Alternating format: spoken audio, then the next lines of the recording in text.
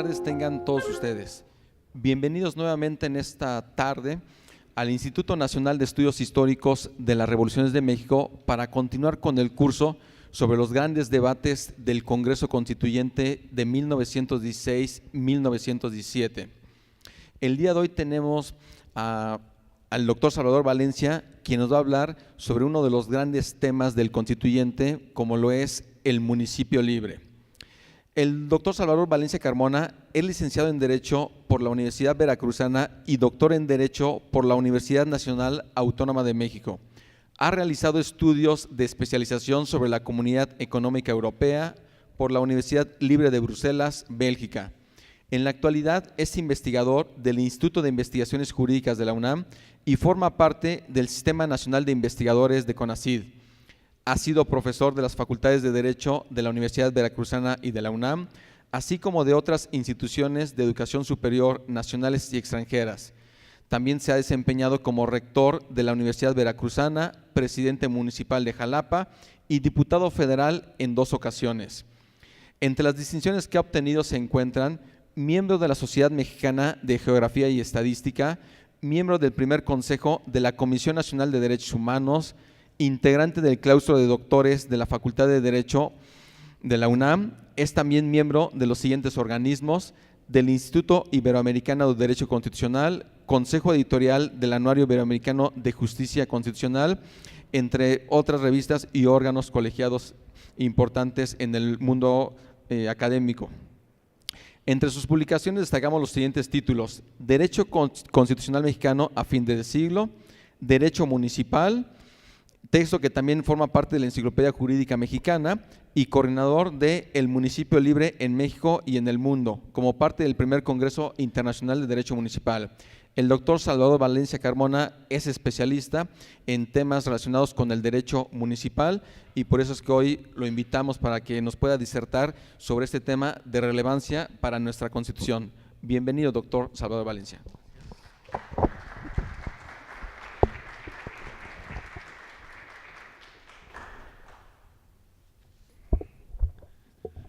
Muy amable por la presentación, muy gentil.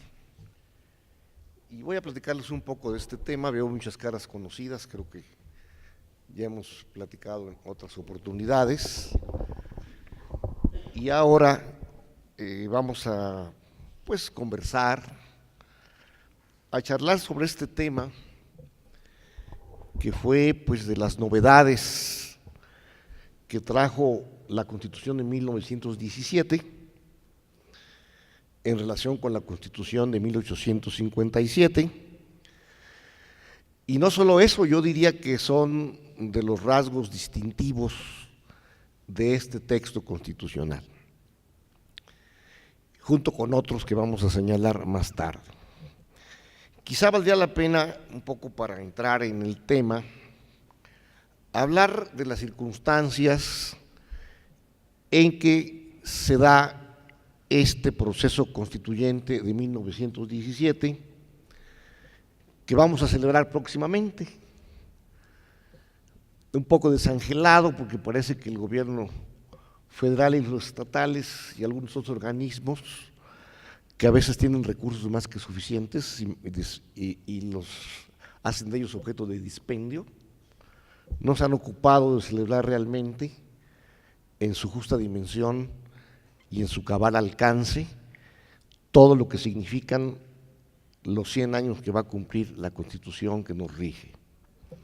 Fuera de ese comentario, diría yo que la primera idea que se nos viene a la mente es ligar esta Constitución de 17 y ese artículo 115 con 2 personajes que fueron estelares para la revolución. El primero de ellos, Francisco I. Madero, el segundo, Venustiano Carranza. ¿Por qué Madero? Porque precisamente en su plan de San Luis habla ya del municipio y da la necesidad de rescatarlo. Y en cuanto a Carranza, porque gracias a él y a su empeño y el de otros constituyentes, finalmente se logra un artículo 115 constitucional que en ese momento significó un gran paso para el derecho público mexicano. Vale la pena detenerse un poco en la figura de Carranza. Carranza es un hombre que alguien lo calificó, creo que es un texto ese que les recomiendo, seguramente muchos de ustedes ya lo leyeron, el Enrique Krause, que se llama Carranza, un puente entre dos siglos. Esa es una buena aportación de Carranza. También, obviamente, algunas biografías de las personas que trataron a Carranza. Entre ellas, obviamente, está la de Luis Cabrera, que fue secretario de Hacienda de Carranza. Y pues hay una serie también de aportaciones interesantes de Francisco Elio Urquizo, que también aporta datos pues interesantes sobre la personalidad de este hombre. Urquizo y Cabrera acompañan precisamente a Carranza cuando sale de la Ciudad de México rumbo a Veracruz. Veracruz era entonces un estado pujante con un puerto de primera línea y no daba la pena que da el día de hoy. Entonces Carranza emprende el viaje hacia Veracruz, es descarrilado, como ustedes saben, el tren en que viajaba, el tren presidencial, y finalmente se interna a caballo en la serranía de Puebla y muere en un pequeño pueblo que está cerca de Huauchinango, quienes hayan ido por esa carretera, que se llama Tlaxcala-el-Tongo. Y todo esto lo relatan algunos de estos textos que hemos comentado. Yo particularmente les recomendaría uno, que a mí quizás es el que más me gusta, por la forma en que está escrito, que es de un hombre que era pues, antropólogo, periodista, hombre de ideas avanzadas, que se llamó Fernando Benítez. Fernando Benítez tiene una obra sobre Carranza que se llama El Rey Viejo, y me parece una vívida descripción de Carranza, del carácter, de su forma de ser. Entonces todo eso pues les dibuja un hombre empeñoso, que era un hombre que le gustaba la historia, y muchos se preguntarán, bueno, ¿cómo es posible que una persona como Carranza, que había sido presidente municipal, que había sido diputado, que había sido senador y que había sido gobernador durante la época de Porfirio Díaz, cómo es posible que se levante precisamente en armas y él emprenda la lucha de respeto a la Constitución? Los datos, obviamente, de la familia a veces son fundamentales. Sucede que muchos ignoran que su padre Jesús Carranza fue un coronel destacado, un liberal destacado, que luchó con Benito Juárez y que estuvo también al lado de Mariano Escobedo, el héroe de Puebla. Eso explica por qué la formación liberal de Carranza le lleva a protestar contra el régimen de Huerta y primero contra Porfirio Díaz. ¿Qué sucede con el municipio en todo este escenario político? Bueno, si ustedes revisan todos los planes, los programas de aquella época revolucionaria, pues todos los planes hablaban del municipio. Y esto contrasta con el siglo XIX, porque en el siglo XIX hubo juristas, algunos de ellos muy destacados, que hablaban hasta de suprimir al municipio, o no le concedían gran importancia en el sistema político. En cambio, esa bandera se rescata, y se rescata muy fuerte, por todos los planes y programas revolucionarios. Por mencionar solo algunos. Por ejemplo, como ya dijimos, en el plan de San Luis de 1910, de Madero, se habla ya de rescatar la libertad municipal. Luego, en el programa del Partido Liberal Mexicano de 1906, acuérdense ustedes que este partido liberal se había formado por dos hermanos muy famosos en la historia de México, socialistas ellos, los hermanos Flores de Magón. En 1906 ya los hermanos Flores de Magón en ese programa hacen un hincapié especial en el asunto del municipio. Y no solo los de este lado, sino los de enfrente. Por ejemplo, Bernardo Reyes, el famoso general aquel, que fue secretario de Guerra y gobernador de Nuevo León, también habla de que es necesario que haya efectividad en el sufragio y la no reelección en todos los planos de gobierno. Recuerden ustedes que precisamente don Bernardo Reyes, que tenía una gran popularidad en ese entonces, pues es el papá de el conocidísimo literato y famoso escritor, don Alfonso Reyes. Y también tuvo un hijo que es menos conocido que él, pero que fue gran abogado, que se llamó Rodolfo Reyes. Y este Rodolfo, con el tiempo, fue a dar allá a Madrid y se convirtió en un abogado litigante de primera línea. Y escribió unas de las primeras obras sobre el juicio de amparo, en su versión muy actual, y hizo popular en Europa. Entonces, para que vean ustedes cómo todo se entrelaza y todo es un entramado.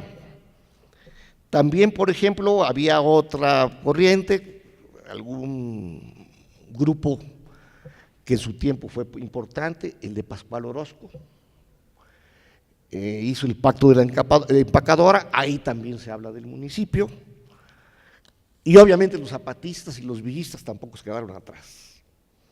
O sea que para todos los revolucionarios y los no revolucionarios el municipio era tema importante. ¿Y qué pasa con el constituyente cuando ya empieza el constituyente? Bueno, diríamos que antes del constituyente hubo una serie de pronunciamientos, llamémosle así, de declaraciones importantes de Venustiano Carranza.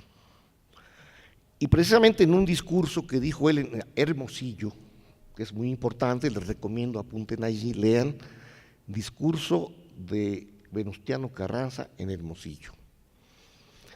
Si ustedes leen el plan de Guadalupe, que es el plan con que se levanta Carranza, no se habla del municipio.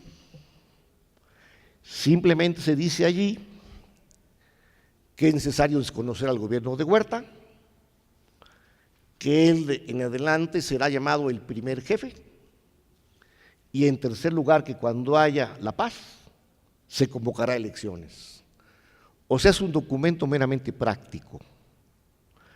Sin embargo, en Hermosillo, poco después, él señala ahí con frases que yo recuerdo muy claras, dice: la revolución nos lleva a removerlo todo, incluso crear una nueva constitución. Eso muchas veces se olvida porque se piensa que Carranza nada más quería dar reformas a la Constitución de 57. Porque si ustedes ven el texto original de la Constitución de 17, dice al empezar en el encabezado, a la hora de expedir la Constitución, este texto o esta Constitución reforma a la Constitución de 57. Entonces, de eso se han valido para decir, bueno, Carranza no tenía idea, no, sí, la tenía muy clara. Entonces, ese discurso de Hermosillo y otro documento, las adiciones al plan de Guadalupe, donde habla ya por primera vez, acuña esa expresión de municipio libre, que después va a llegar ese texto o esa expresión a la Constitución de 1917. Quizá habría que agregar, fíjense, para que vean que la línea de Carranza era muy clara, habría que agregar que él mismo reforma la Constitución de 57, el artículo 109, e inscribe ahí la declaración del municipio libre. Y lo hace mientras el Congreso Constituyente está en sesiones, en el mes de diciembre de 1916. Está pues clara la intención de Carranza de rescatar, digamos, esa institución cara a México, cara al país, pero diría que no fue una labor de él solo.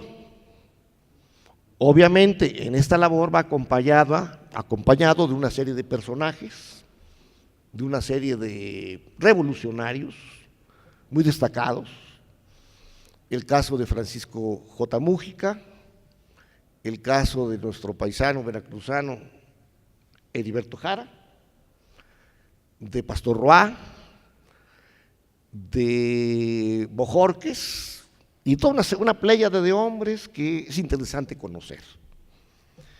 Se ha dicho que la Constitución de 57 tuvo pues participantes ilustres, indudablemente lo fueron.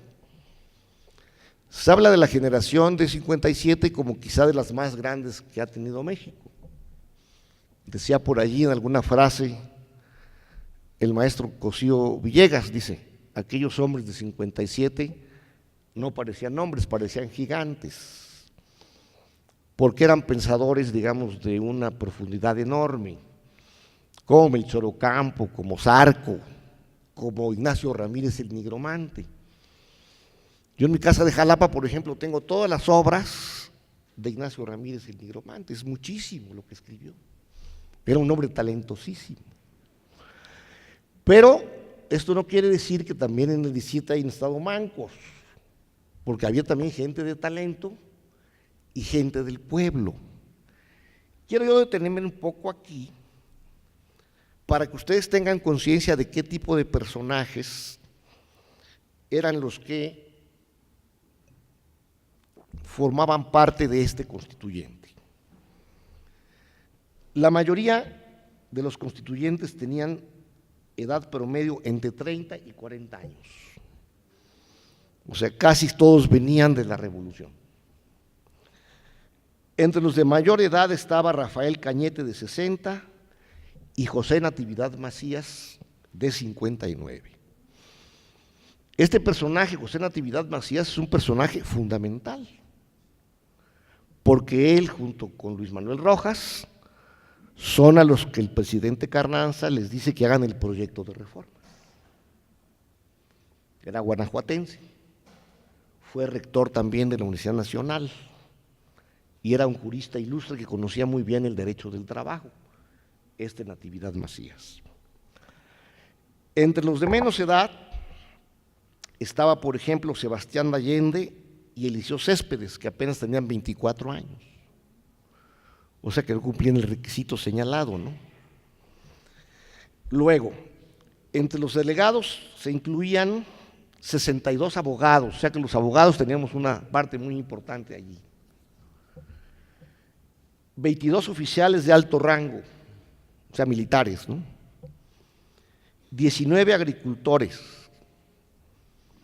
18 profesores, 16 ingenieros, 16 médicos, 14 periodistas, 7 contadores, 5 líderes sindicales, 4 mineros, 3 ferrocarrileros, 2 farmacéuticos, un actor y 31 representantes muy variados.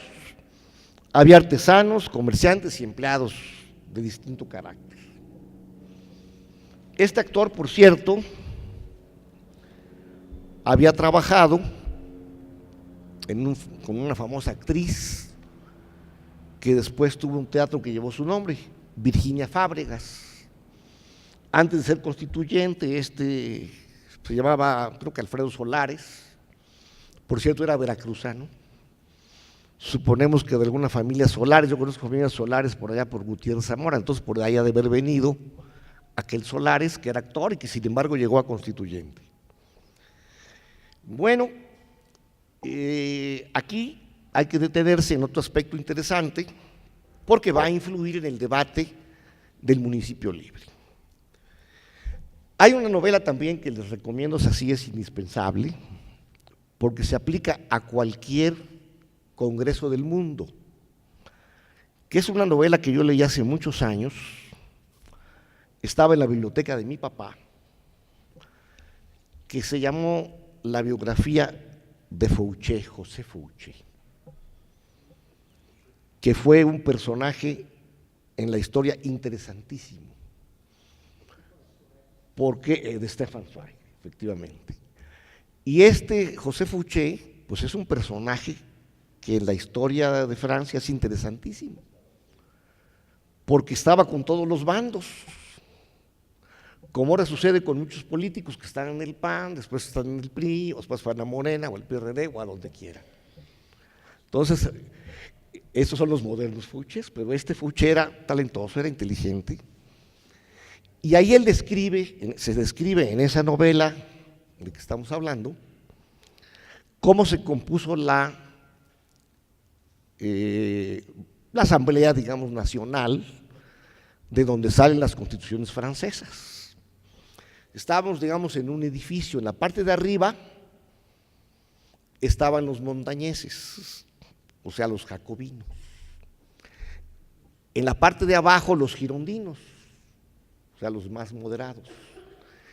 Y en medio aquellos que no estaban ni con los jacobinos ni con los girondinos, y dicen los que estaban en el pantano, o sea que iban de un lado para otro según conviniera a sus intereses. Algo similar, proporción guardada, sucede aquí en el Constituyente. Hay jacobinos, generalmente se decía ligados al grupo de Álvaro Obregón, que entonces ya era muy importante. Quizá muchos han dicho que es un error de él no haber entregado el poder, digamos, a Obregón, Carranza a Obregón, como generalmente se decía, bueno, el presidente va a ser Obregón. Y le costó caro eso no escogerlo. Escogió en primer lugar un mal candidato, Ignacio Bonillas, que era un diplomático que no sabía nada de la política, un hombre inocente, y que pues obviamente no pudo llegar jamás a ser presidente. Y Obregón, quizá temió Carranza, conociendo a Carranza como una de cauto, dijo, si dejo, digamos, a Obregón, no se queda 4, se queda toda la vida. Tan es así que en 1928, ustedes recuerdan, es la única vez en que se rompe en México el principio de no reelección. Y no sé si afortunadamente o desafortunadamente, pero Obregón pues es asesinado aquí adelante, por donde está el Sambor de San Ángel, que estaba un restaurante muy famoso que se llamaba La Bombilla, que estaba de moda entre los políticos. Entonces allí es asesinado Obregón, pero ya Obregón había conseguido la reelección y había acabado con esa norma constitucional, ese principio que es muy importante para el país y que debe seguirse manteniendo. Yo acabo de regresar hace unos días de visitar a mis amigos peruanos, me invitaron allá a dar una plática, y recuerdo que la primera vez que fui a Perú, fui a una universidad, creo que la segunda vez, a la Universidad Católica de Lima, que es una universidad muy prestigiada. Y me llama la atención las universidades de allá de Lima, las particulares, porque trabajan muchos negocios. Entonces la Universidad Católica de Lima, que es una gran universidad que se paga caro por estar allí, entonces íbamos pasando por la universidad y junto hay un gran mall, un Perisur, vamos a decir, y ese pertenece a la universidad. Entonces la universidad alquila todos los locales, entonces recibe una millonada. Y han tenido conflictos con la iglesia porque la iglesia quiere meter la mano, en fin, ese es otro asunto. El caso es que llega a la Universidad Católica, era el cuarto, quinto año de gobierno de Salinas de Gortari. y me dijeron allí, yo hablaba de la no reelección, del Ejecutivo, tengo un libro yo del Poder Ejecutivo Latinoamericano, que fue mi tesis de doctorado, y fui a hablar de eso. Les dije que para los mexicanos era muy importante la no reelección, y alguien del público me preguntó, oiga, se me hace injusta su norma que tienen ustedes constitucional, que usted tanto pondera, ¿no?, que usted tanto elogia, porque ahí tienen ustedes un presidente muy joven, que es muy talentoso, que es muy constructivo, que ha llevado a México a los primeros lugares en el mundo. Entonces, ¿por qué no dejarlo que se reelija otra vez? Y dije, bueno, porque nos costó a nosotros muy caro que los ejecutivos se reelijan. Es posible que cambien y que las generaciones sean dinámicas. Y dije, ustedes en este momento están muy contentos con Fujimori, que llevaba 3 años Fujimori, en ese momento tenía un gran prestigio, acababa de tomar preso al famoso dirigente aquel de Sendero Luminoso, el maestro Abigail, y que por cierto lo encontraron ahí mismo en Lima, a través de una bailarina que era su amiga. Entonces sucedió aquí, como dice el dicho francés, chercher la femme, buscar a la mujer. Entonces buscaron a la mujer y encontraron con la pista de Abimael. Pero entonces todos estaban felices con Fujimori. Y les dije, bueno, cuando lo reelijan la segunda o la tercera o la cuarta vez, voy a ver si siguen opinando lo mismo. Por de pronto en México nos conviene quedarnos con esa norma que ha sido la válvula de escape del sistema político. Pero volvamos entonces a nuestro punto central. ¿Qué pasa con el 115? Bueno, en primer lugar hay una gran diferencia entre 57 y 17. ¿Qué tiene de diferencia 17? Que como ustedes ven, los constituyentes de 17 no solo eran abogados, sino había todas las clases sociales, médicos, ingenieros, mineros, ferrocarrileros, líderes sindicales, de todo había. Ello explica por qué muchos de esos constituyentes y aún los mismos abogados estaban conscientes que había muchos reclamos populares que había que llevar a la Constitución. Por ejemplo, que hay un problema agrario, hagamos un artículo 27. Que hay un problema laboral con los obreros y los salarios, hagamos el 123. Que es necesario que el Estado dirija la educación, hagamos un tercero. Que necesitamos establecer algunas reglas de carácter económico, de no acaparamiento, de tratar de que haya cooperativas, de que no haya monopolios, hagamos un artículo 28 constitucional grande. Que es preciso también que el municipio se reincorpore como una institución preciada para la nación, hagamos el 115. Y finalmente, que se divida claramente la misión de la Iglesia y del Estado a través del artículo 130. Como ustedes ven, esto no estaba en las constituciones tradicionales. Las constituciones tradicionales tenían nada más 2 partes. Una parte llamada dogmática, donde estaban los derechos del hombre o derechos humanos, llamados garantías individuales entre nosotros por mucho tiempo, y la otra parte, la organización del Estado. Y aquí nos encontramos con el 17, que ya hay normas sobre el trabajo, sobre el asunto de la educación, sobre el problema agrario, sobre el Estado de la Iglesia, sobre la economía y sobre el municipio. Eso hace que nazca lo que nosotros conocemos con el nombre de constitucionalismo social. Y por eso los mexicanos nos ufanamos de que el primer texto constitucional social del mundo fue el nuestro. Después vino obviamente la Constitución de Weimar de 19 y antes en 18 alguna Constitución rusa que también tuvo varios postulados de tipo social. ¿Qué pasa con el texto de 17 en la materia de municipio?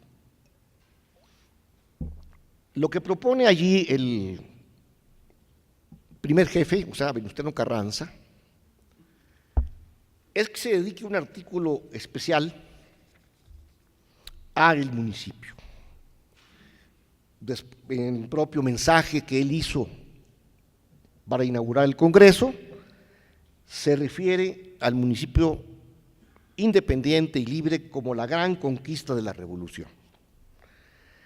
Y luego manda un artículo donde se decía ahí que el municipio será la base, los estados tomarán, digamos, como base de su organización política y administrativa el municipio. Y que este municipio deberá ser un municipio libre en donde se gobierne por los ayuntamientos. Bueno, ahí va el artículo y llega al constituyente. No les pareció del todo bien a los constituyentes ese documento, porque lo veían muy escueto. Entonces, hubo dos comisiones de constitución. Del artículo creo que 29 al 136, que es la segunda parte de la Constitución, le tocó a la segunda comisión de Constitución, que estaba integrada por Paulino Machorro Narváez, que había sido agente de Ministerio Público, había sido juez, un abogado destacado, después fue ministro de la Corte, también fue maestro de Derecho Constitucional aquí de la UNAM durante muchos años, pero era abogado ya formado. Estaba Hilario Medina, abogado guanajuatense, también de experiencia judicial y de penetración de agudamente jurídica. Estaba Heriberto Jara, que no era abogado, era un contador, pero un contador con mucha experiencia y con mucho sentido social. Él había estado en la huelga de Río Blanco, era contador de la empresa. Entonces es los que le dio argumentos a los huelguistas para decirles: exijan ustedes de los patrones estos reclamos porque tienen derecho. Entonces era un hombre con una gran experiencia, Heriberto Jara, y era hombre también destacado en los jacobinos. Y finalmente Arturo Méndez. Bueno, Félix, no, pero estamos hablando de la Comisión de Constitución, no de Félix Pallavicini, porque esta Comisión de Constitución es la que hizo el proyecto del 115. Pallavicini sí interviene en muchos aspectos de los debates, como ustedes saben es el fundador del Universal, pertenecía al grupo de los renovadores, pero no interviene mayormente en este debate del 115, que es el que estamos viendo. Aquí los que le corrigen la plana, vamos a decir, al primer jefe, son Paulino Machorro Narváez, Hilario Medina, Heriberto Jara y Arturo Méndez. Y hacen un artículo interesante porque dicen: todos los impuestos los van a recaudar los municipios y ellos le darán al Estado lo que le corresponda. El Estado nombrará inspectores en cada uno de los municipios para darse cuenta que le den lo correcto. La fórmula era sugerente, pero voy a poner otro ejemplo para que se entienda cómo a lo mejor podía ser impráctica. Primero, ustedes saben que en el siglo XIX, en las primeras constituciones, se decía que los estados son los que recababan todos los impuestos y le daban su participación a la federación. ¿Qué sucedió? Pues que la federación nunca tenía dinero, porque el que cobra se queda siempre con la mayor parte. Entonces, poco a poquito la federación vino ganando terreno hasta que se invirtió el papel. Ahora la federación es poderosísima y participa a los estados o les da también aportaciones y las maneja con un criterio centralista y como le conviene, con fórmulas matemáticas que se ven muy agradables en el papel, pero que poco se entienden, ¿no? El caso es que finalmente, como ustedes saben, muchas veces estas fórmulas se convierten en la práctica, en los deseos del secretario de Hacienda y en algunos diputados que presionan al secretario de Hacienda para que le den sus moches, que es lo que está de moda. Entonces, imagínense ustedes pasar de ese sistema fiscal a un sistema en que los municipios recabaran todos los impuestos. Entonces, aquellos que tenían cierta experiencia fiscal pusieron el grito en el cielo y se formaron dos bandos. Unos que decían, demos al municipio toda la fortaleza económica, y otros que decían, no, si le damos a los municipios todo el poder económico y fiscal, va a acabar siendo un absolutismo municipalista. Es necesario encontrar una fórmula intermedia, y sobre eso se centró el debate del 115, en la fracción segunda. Y se llevó todo ese 115, no una sesión, muchas sesiones del Congreso aquel y del tema aquel. Habían debatido hasta la saciedad, se habían presentado después de esta segunda comisión, se presentaron varias mociones, varias proposiciones, y no se llegaba a ningún acuerdo porque estaba enconado aquel debate. Finalmente, a las 3 de la mañana, ya cuando todo el mundo estaba casi dormido, se levantó por ahí un joven tlaxcalteca del nombre Gersaín Ugarte, que propuso una fórmula sibilina. Sibilina, ¿por qué? Por oscura, ¿no? Por poco clara. Y dice, vamos a declarar que el municipio es libre, que obviamente las legislaturas deben acordar aquello que debe recibir el municipio o los municipios, pero esas aportaciones o esos, digamos, cantidades que le dé los estados a los municipios deben ser suficientes para sus servicios públicos. Y como dijo aquel, tenía yo un amigo que era un hombre muy talentoso, vivía también aquí cerca de aquí, que fue el subsecretario con Jesús Reyes Heroles, fue diputado varias veces. Yo creo que es el que más sabía de derecho electoral en este país, que se llamó José Luis Lamadrid, Sausa, que algunos que tengan mi edad se han de acordar que era un diputado gordito que fumaba un puro. Luego en las sesiones, todavía no se prohibía el cigarro,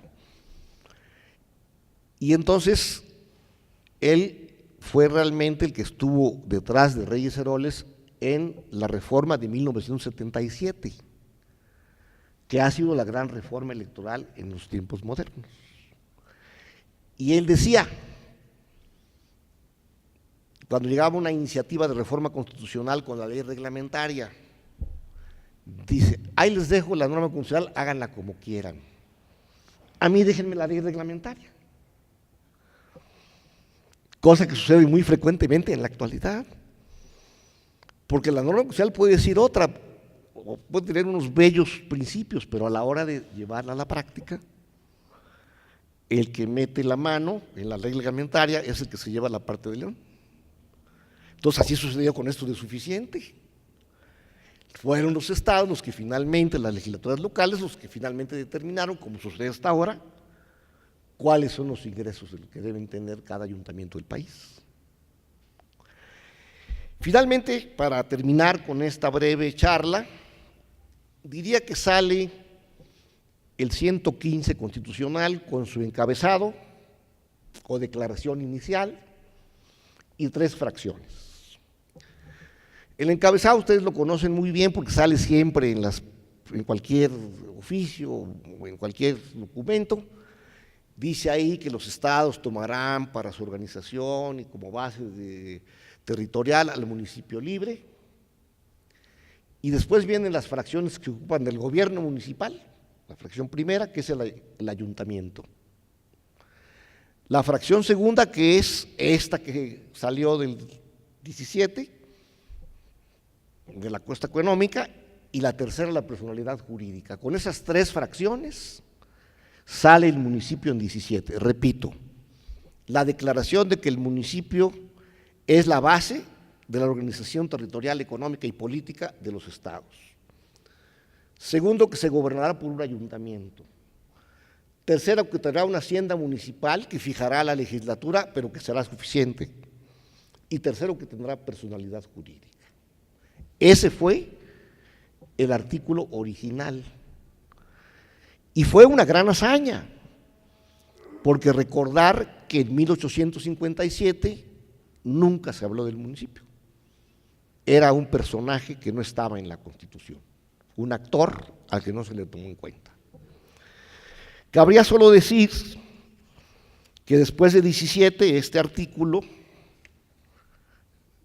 ha crecido, ya tiene muchas más fracciones que antes, 8 fracciones en lugar de 3, y que aparte ha sufrido muchísimas reformas. Lleva como 15, entiendo yo. Quizá las principales han sido pues la de 83, de Miguel de la Madrid, que fue muy importante porque fijaron ciertos aspectos particulares de los municipios en el aspecto fiscal. Otra, la del 99, donde se habla del municipio como ámbito de gobierno, y otras que se enriquecieron al municipio con facultades en asentamientos humanos, en desarrollo urbano, etcétera. Y una última que impactó de manera indirecta al municipio, que es la reforma del Distrito Federal, que tiene ahí una rara figura que se llama Consejo Metropolitano, que ha dado lugar a la Constitución que está ahorita a debate,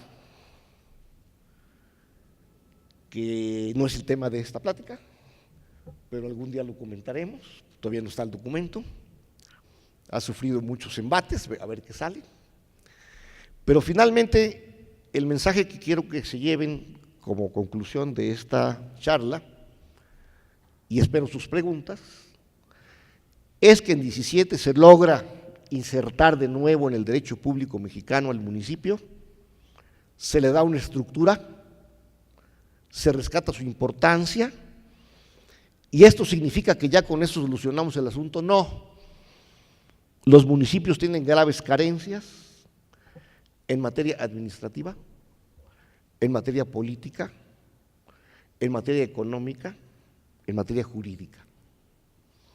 Hay grandes reformas que al municipio le esperan, pero hay una fundamental: las relaciones que pueda tener con los gobiernos de los estados y con la federación. Porque muchos de los fondos que manda la federación pasan a través de los gobernadores de los estados. Y los gobernadores de los estados aprovechan el paso de esas participaciones o de esas aportaciones para que jamás lleguen a los ayuntamientos. Hay que reformar la Constitución para desde ahí señalar sanciones y procedimientos y recursos que permitan poner orden en este sistema fiscal mexicano que adolece de muchas fallas, entre ellas esta. Les agradezco y buena tarde a todos.